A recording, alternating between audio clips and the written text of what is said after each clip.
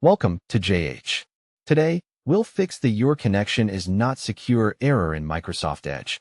This common issue is annoying, but these simple steps will help you resolve it quickly.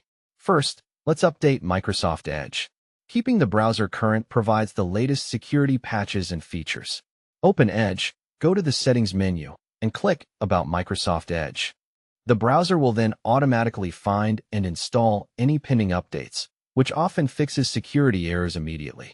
Next, clear your browsing data to remove old cookies and cache that might cause conflicts. In the Settings menu, navigate to Privacy, Search, and Services, then find the Clear Browsing Data section.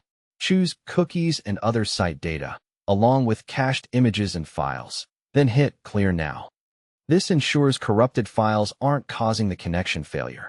If the problem continues, try resetting your Edge settings. Sometimes custom configurations cause unexpected bugs. To get a fresh start, return to Settings and locate the Reset Settings tab.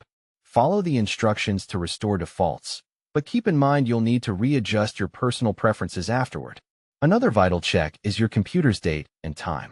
Secure connections rely on accurate timing for SSL validation. Ensure your system clock is correct by enabling the Set Time Automatically option.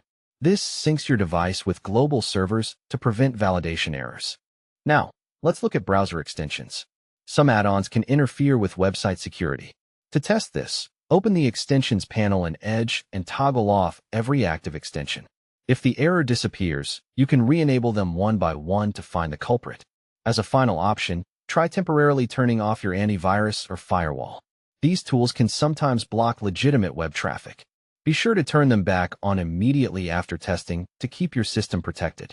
Following these instructions should fix the security error in Microsoft Edge.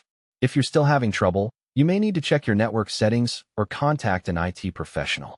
Thanks for watching this guide.